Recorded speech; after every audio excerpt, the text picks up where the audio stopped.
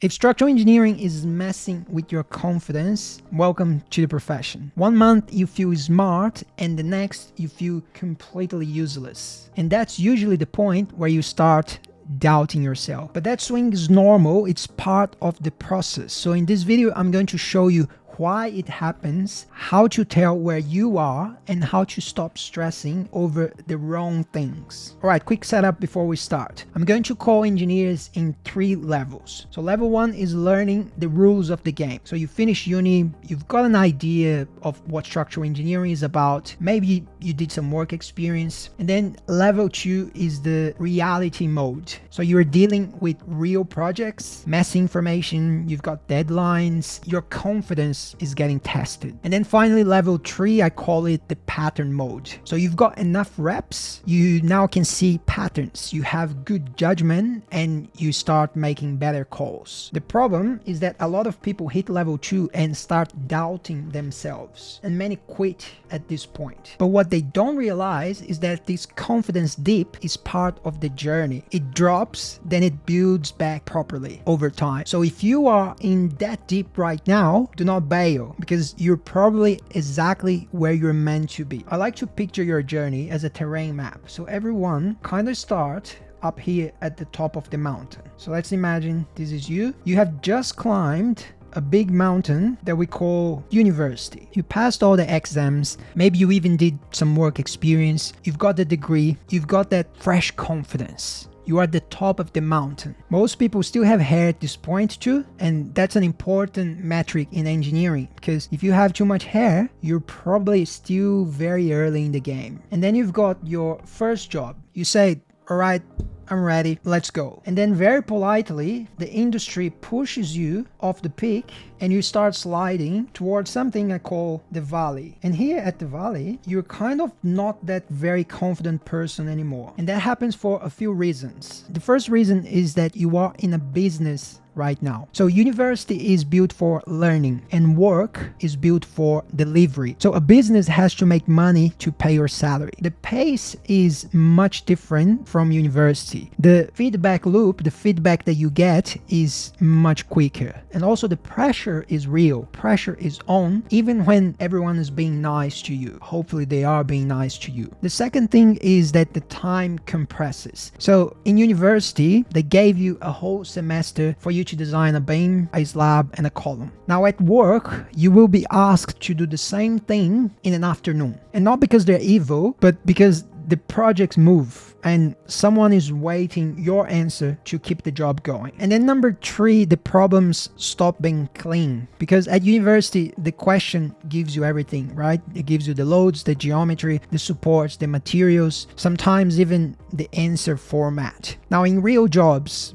the first task is often what information is missing. So you have to dig, you have to call people, read drawings, check the standards, the codes, you have to make assumptions. And this surprises most people, most graduate engineers. Engineering is not only solving the problem, it's also defining the problem. And then number 4, everything comes as a package. So at university, you learn topics in separate boxes. So let's say you've got the statics box, the concrete box, the steel box, the timber box, but on real projects, it's all mixed together. So you have to detail, you have to think about the buildability, the load paths, the coordination, the deadlines, emails, phone calls, all the side stuff that it's happening. There's a lot to take in, there's a lot going on. For a lot of people, this descent to the valley is roughly the first 1 to 3 years. So yeah, it feels daunting and it can be exhausting. And honestly, this is where a lot of people feel like quitting. Now, I'm not gonna give you a motivation speech because your experience in this phase doesn't depend only on you. So a huge factor is your environment. And I want to emphasize this because it's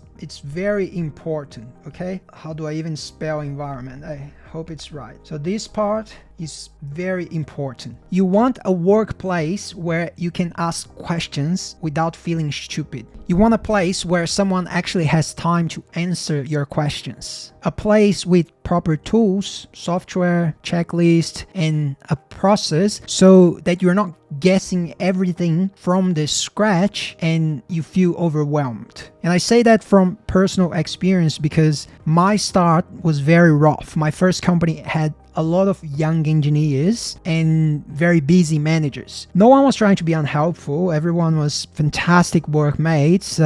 They're just flat out, right? And that meant that my learning journey was slower than it needed to be. So if you land somewhere with better mentorship, you can streamline this phase and make this process much smoother. And I'll give you my simple test to spot a good mentor. So the number one, they know a bit more than you. That's kind of obvious, but the thing is, you don't need the best engineer in the country. You just need someone a couple of steps ahead of you. If you want to learn to play soccer, for example, you don't need Cristiano Ronaldo to teach you. He's too far ahead. He probably doesn't even remember what it feels like to kick a ball for the first time. And then number two, they're friendly. Not soft, friendly. There's a difference. Some people are just rough around the edges and that's fine. That's just their style. But some people are also brilliant. They're fantastic engineers, but they are unapproachable. Don't get me wrong, they might be great in the kitchen at the coffee time when you guys have a chat, but then when you ask a question and suddenly it feels like you interrupted an operation, like a surgical operation. You know, you can tell that they're not very happy answering your questions. Of course, there's a time for everything. There's a time to ask questions, but I'm just assuming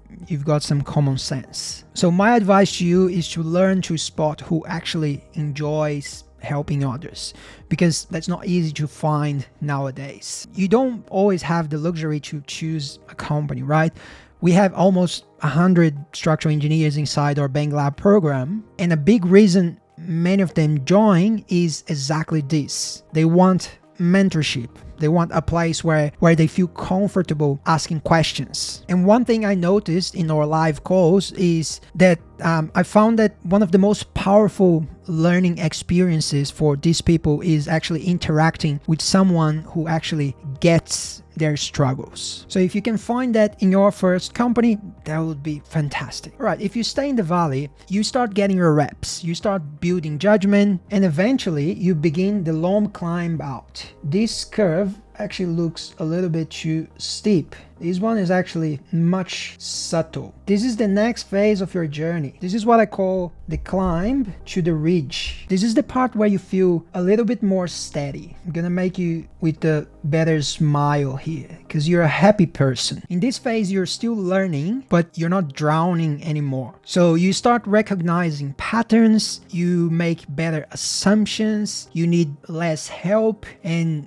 people start trusting your calls. I'll give you a quick example so you can start differentiating these levels of engineer, right? So maybe you have here level 1, and then here you've got level 2 engineer, and then you've got level 3 engineer. A level 1 and level 2 engineer sees a beam and they go straight to the design of that beam. They do strength calculations, deflection calculations, job done, finished, beautiful, move on. A level 3 engineer still does all the calculations, but they start asking what's sitting on the beam. Is it a brittle material? It's a brittle wall. Do we need more stringent deflection limits? How are we getting the beam into the room? Does it need a splice? What's the temporary condition of during the installation looks like? It's the same beam, totally different thinking. It's the context, not the maths. But the thing is, the ridge isn't the finish line. Structural engineering is basically a lifelong trail. If you love learning new things, I think it's a great profession to be in. And you can choose how far you go. You can stay comfortable doing one niche that you're really good at. So let's say maybe you come to this branch and you kind of like stop here.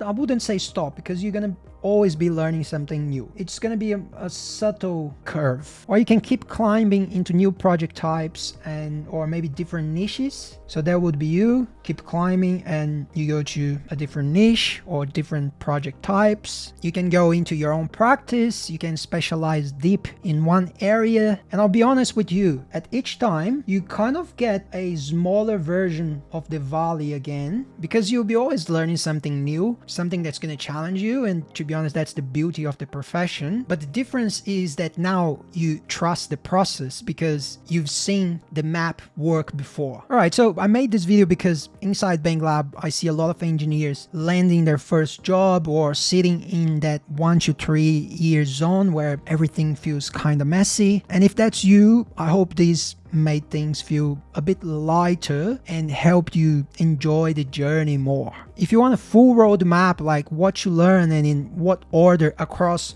your whole career, I've put together a masterclass that you can watch it here.